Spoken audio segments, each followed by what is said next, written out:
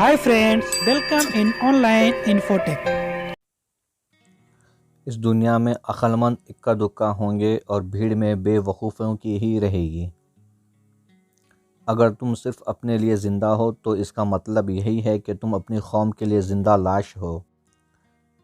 چوٹی پر چڑھنے کے لیے قوت درکار ہے، چاہے ماؤنٹ ایورسٹ کی ہو یا کیریئر کی ہو۔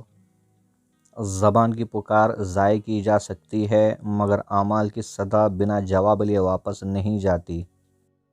سانپ اور بچھو ایک سوراخ میں جمع ہو سکتے ہیں مگر دنیا پرست علماء ایک جگہ اکٹھا نہیں ہو سکتے۔